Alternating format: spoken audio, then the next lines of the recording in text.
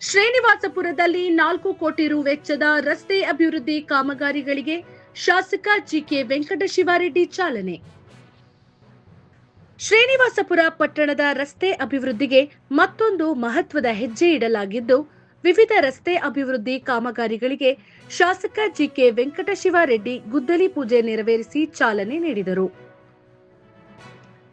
ಪಟ್ಟಣದ ಜಾಕೀರ್ ಹುಸೇನ್ ಮೊಹಲ್ಲಾದಿಂದ ಪವನ್ ಆಸ್ಪತ್ರೆ ಮುಂಭಾಗದ ಮೂಲಕ ಹಳೆ ಮಂಡಿಗಳಿಗೆ ಸಂಪರ್ಕ ಕಲ್ಪಿಸಿ ಚಿಂತಾಮಣಿ ರಸ್ತೆಗೆ ಸೇರುವ ಪ್ರಮುಖ ರಸ್ತೆ ಅಭಿವೃದ್ಧಿ ಕಾಮಗಾರಿಗಳಿಗೆ ಸುಮಾರು 1,50,00,000 ರೂಪಾಯಿ ವೆಚ್ಚ ನಿಗದಿಪಡಿಸಲಾಗಿದೆ.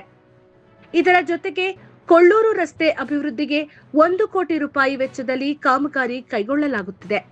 ಅಲ್ಲದೆ ಮದರಪಲ್ಲಿ ಮುಖ್ಯ ರಸ್ತೆಯ ಬಲಭಾಗದಲ್ಲಿರುವ ವಿವಿಧ ರಸ್ತೆಗಳ ಅಭಿವೃದ್ಧಿಗೆ ತಲಾ 40 ಲಕ್ಷ ರೂಪಾಯಿ ವೆಚ್ಚದಲ್ಲಿ ಕಾಮಗಾರಿಗಳಿಗೆ ಚಾಲನೆ ನೀಡಲಾಯಿತು. ಒಟ್ಟಾರೆ ಪಟ್ಟಣದ ವಿವಿಧ ವಾರ್ಡ್ಗಳ ರಸ್ತೆ ಅಭಿವೃದ್ಧಿಗಾಗಿ ಸುಮಾರು 4 ಕೋಟಿ ರೂಪಾಯಿ ವೆಚ್ಚದಲ್ಲಿ ಕಾಮಗಾರಿಗಳನ್ನು ಕೈಗೆತ್ತಿಕೊಳ್ಳಲಾಗಿದ್ದು, ಇದರಿಂದ ಸಾರ್ವಜನಿಕರಿಗೆ ಉತ್ತಮ ಸಂಚಾರ ವ್ಯವಸ್ಥೆ ಹಾಗೂ ಮೂಲಭೂತ ಸೌಲಭ್ಯಗಳು ದೊರೆಯಲಿವೆ.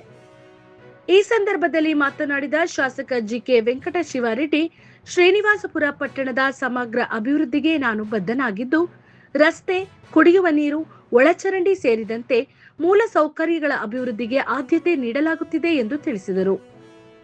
ಕಾರ್ಯಕ್ರಮದಲ್ಲಿ ಸ್ಥಳೀಯ ಜನಪ್ರತಿನಿಧಿಗಳು, ಮುಖಂಡರು, ಅಧಿಕಾರಿಗಳು ಹಾಗೂ ಸಾರ್ವಜನಿಕರು ಉಪಸ್ಥಿತರಿದ್ದು, ಕಾಮಗಾರಿಗಳನ್ನು ಗುಣಮಟ್ಟದಿಂದ ಹಾಗೂ ನಿಗದಿತ ಅವಧಿಯೊಳಗೆ ಪೂರ್ಣಗೊಳಿಸುವಂತೆ ಅಧಿಕಾರಿಗಳಿಗೆ ಸೂಚಿಸಲಾಯಿತು.